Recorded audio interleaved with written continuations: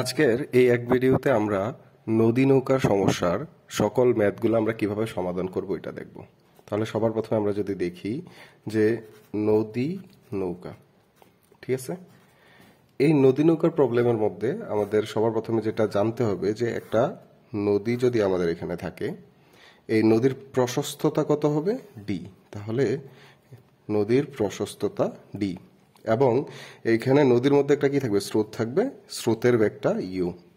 এবং একটা নৌকা যদি হলে যে একটা, অথবা একজন সাঁতারু যদি হলে যে গতিশীল থাকে, তার বেগটাকে আমরা বলবো ভি। তাদের মধ্যবর্তী কোণ, তাহলে স্রোত এবং সাঁতারুর মধ্যবর্তী কোণ হবে আলফা। তো এইগুলোকে যদি আমরা একটু মনে রাখার চেষ্টা করি, তো সবসময় যেটা খেয়াল রাখতে হবে যে ইউ এটা স্রোতের বেগ, তো যেগুলো ন্যাচারাল এগুলো হবে ইউ। আর যেটা ন্যাচারাল না, আর্টিফিশিয়াল, খেয়াল করো যে সাঁতারুর বেগ, তারপরে হলো যে আমাদের যে স্রোত কি বলে সাঁতারুর বেগ, নৌকার বেগ, এগুলো কিন্তু আর্টিফিশিয়াল, এগুলোকে আমরা ভি দিয়ে প্রকাশ করব।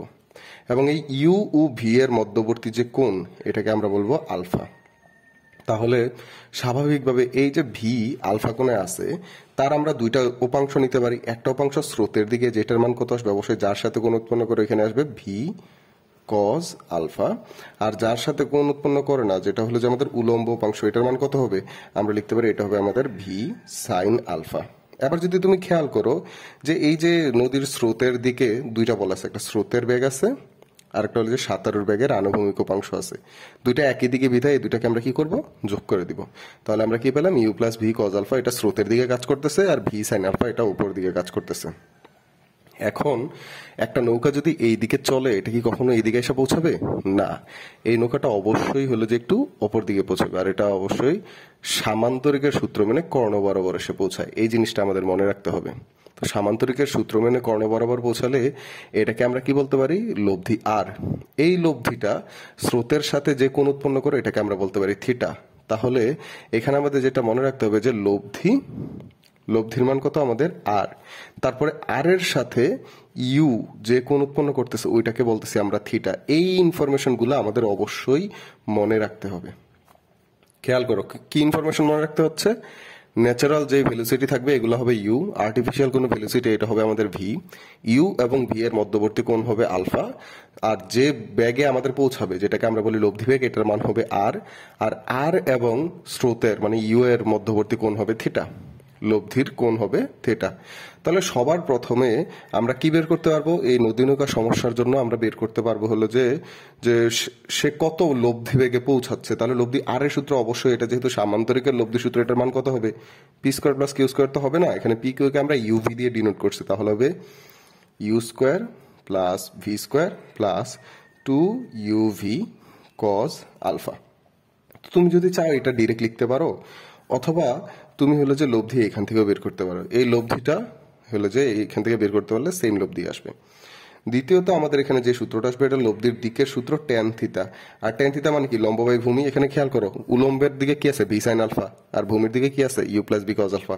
তাহলে আমরা লিখবো V sine alpha divided by U plus V cos alpha. এই যে আমাদের দ্বিতীয় সূত্র গেল।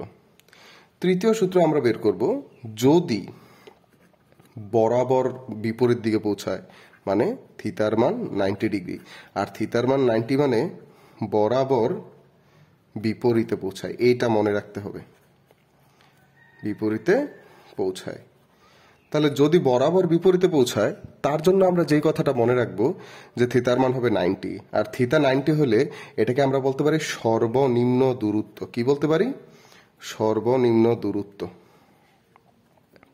তাহলে অনেক কিছু বলতে পারে এখানে, যদি থিতার মান 90 ডিগ্রি হয়, বরাবর বিপরীত পারে পৌঁছায়, অথবা সর্বনিম্ন দূরত্বে নদী পার হয়, তাহলে তার জন্য আমরা কি বের করতে পারি? যে tan 90 এর মান কত জানি আমরা?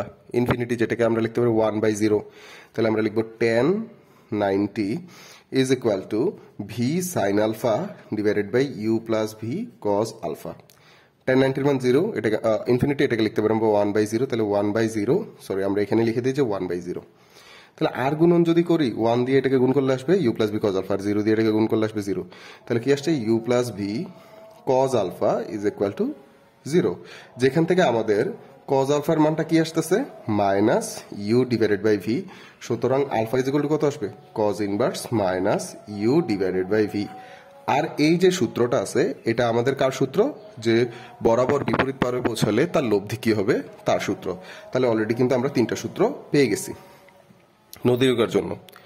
নদী নৌকার জন্য এরপরে যে 4 নাম্বার এবং 5 নাম্বার সূত্র হবে, এটা যদি আমরা দেখতে যাই তাহলে কি লিখতে পারি, দেখো যে 4 নাম্বার সূত্রতে আমরা বের করতে পারি যে আবার যদি আমরা নদীটা একটু দেখি যে সে এই বিন্দু থেকে চলা শুরু করছে, তাহলে ভি বেগে হলে যে যাত্রা করছে এইদিকে, তাই না?